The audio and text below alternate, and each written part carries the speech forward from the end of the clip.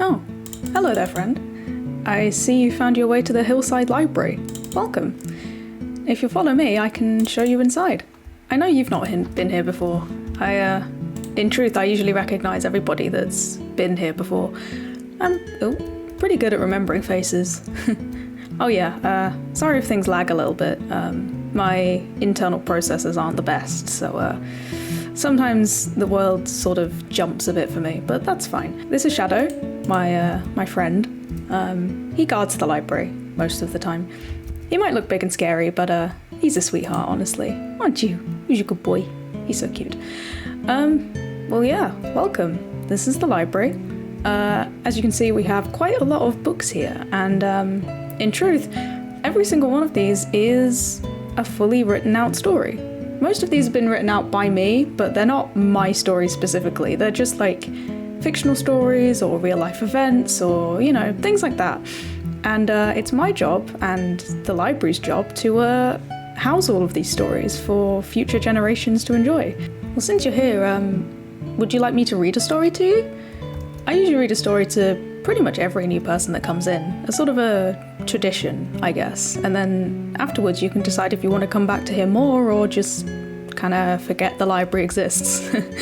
I guess you can't really answer me though, can you? Since I can't actually hear you. But I'll take the fact that you're still here as a yes. And luckily for you, I actually have a story that I was meaning to put away on one of these shelves, just written up, ready to read. So I can do that for you. And I'm going to use the Soul Lectern, to do it. Now, the Soul Lectern is a Hillside Library original. Nothing else in the world that I've seen has this, which is pretty awesome. But basically how it works is any story that I put on this lectern... That's ominous. That wasn't meant to happen. What was I saying? Oh yeah, any book that I put on this lectern and read out loud actually sort of comes into life, if that makes any sense. Not literally, I'm not making things real or anything, but basically the Soul Lectern allows you to see the stories I'm reading rather than me just read them out loud, Gives you a visual element instead of just listening to my voice for however long it takes. So yeah, I think without further ado, if you'll allow me to demonstrate how this works, I'm going to read you a story known simply as The Box. When I first opened my eyes, white was all I saw. It was blinding. I couldn't focus. I closed my eyes again to give myself time to think. It seemed I was lying on my back, looking up at a white ceiling. Opening my eyes again gave me the same white as before, but this time things were clearer. Above me was a strobe light, swinging back and forth. I lay still and watched it for a moment. Its repetitive swinging was mesmerizing. That was until a mess of thoughts came crashing into my mind. Where am I? How did I get here? What's going on?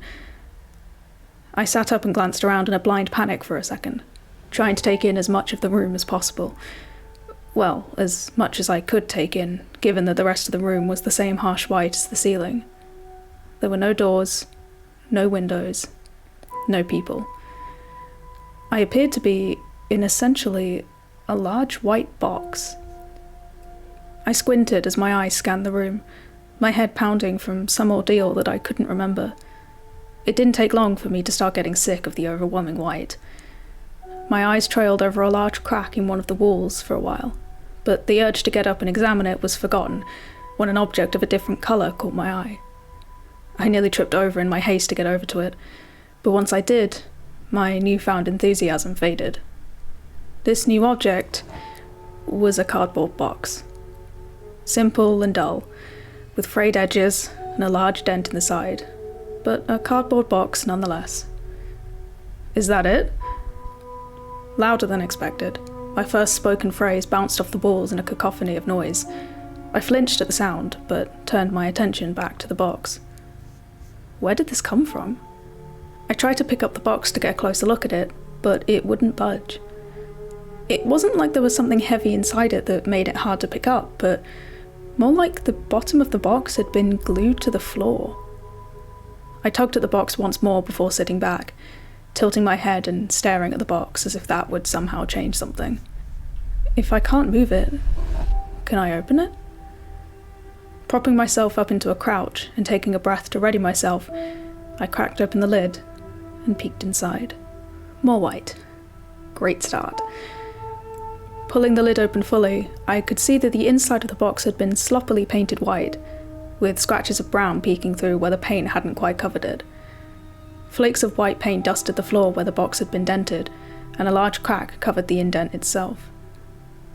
Red stains of an unknown substance scattered the inside, and standing in the middle of the mess was a figure that looked human if you squinted at it right.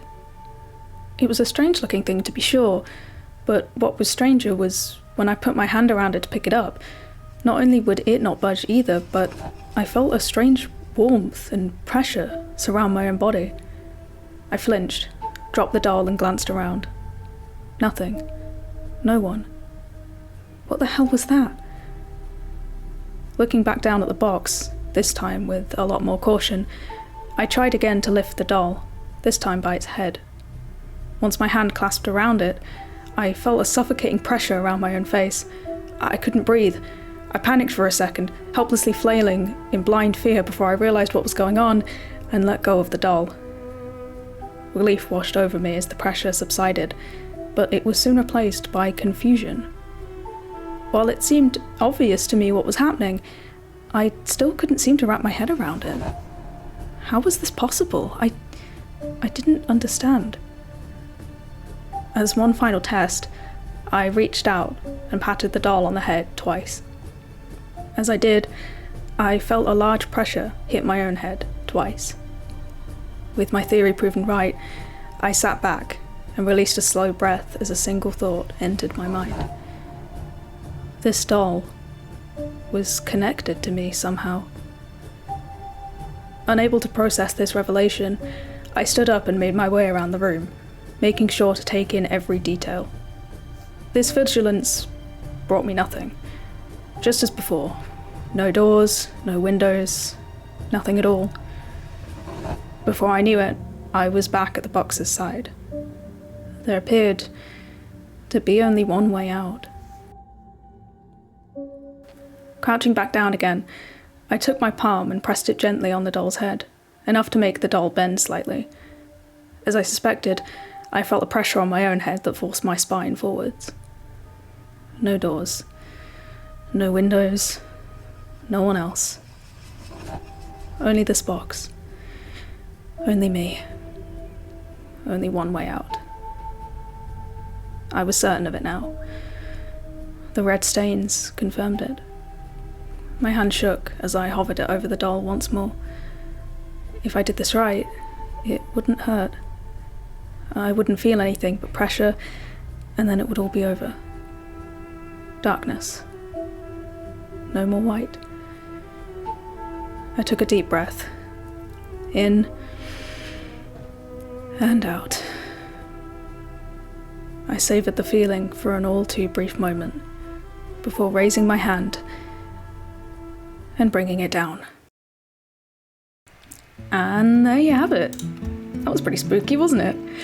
Now, it's actually unclear as to whether this story is fictional or not. I mean, I assume it is. I don't imagine there are just giant white blank rooms lying around the Minecraft world for anyone to get trapped in, but it's still interesting that that one doesn't actually have a fiction or non-fiction label on it. Strange, isn't it?